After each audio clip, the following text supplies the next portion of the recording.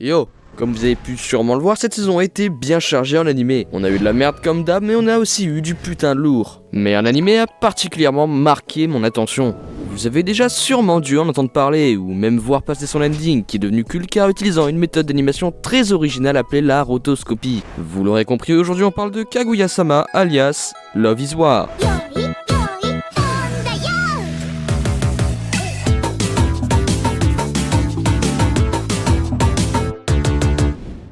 Tomber amoureux, déclarer sa flamme, se lier. Tout le monde est d'accord pour dire que c'est une chose formidable. Mais c'est une grave erreur. Dans un couple, il existe un rapport de force évident. Celui qui exploite et celui qui se fait exploiter. Le gagnant et le perdant. Si tu veux rester digne en amour, il ne faut pas être un perdant. L'amour, c'est la guerre.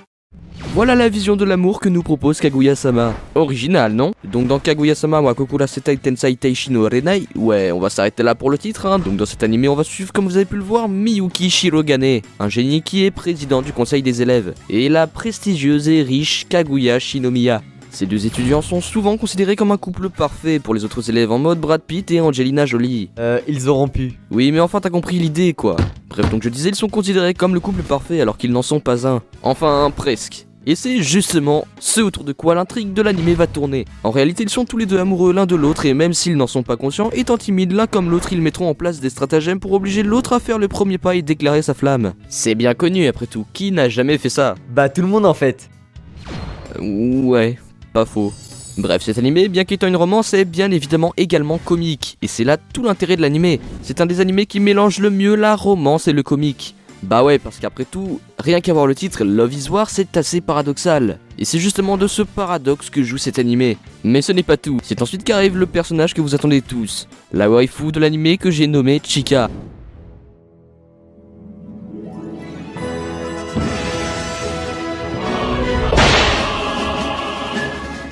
C'est un personnage que l'on pourrait assimiler à une personne normale dans la vraie vie, qui ne comprendra pas le combat d'amour que se livrent Miyuki et Kaguya, et détruira tous leurs plans avec une facilité déconcertante sans même s'en rendre compte. Mais au final, c'est aussi elle qui les aidera à se rapprocher sans stratagème petit à petit. Et au final, je pense que tout le monde se pose la même question.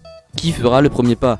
Eh bien, je vous invite à aller voir l'animé pour connaître la réponse et voir en débattre dans les commentaires. Cet animé est donc une vraie pépite que je vous invite à suivre qui, pour le coup, se démarque vraiment des autres animés de romance et apporte un vent de fraîcheur dans le genre. Enfin voilà, c'est la fin de cette vidéo. Je vais faire un peu plus de petites vidéos chill sans trop forcer sur le montage à l'avenir, puisque quand je mets toute mon âme dans une vidéo, ça n'a pas l'air de plaire.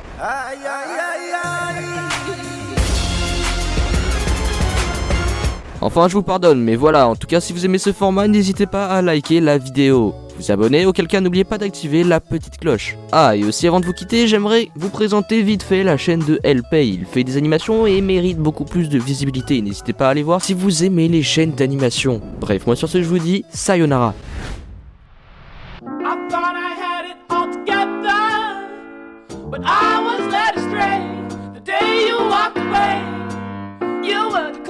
That was ticking in my heart. Change my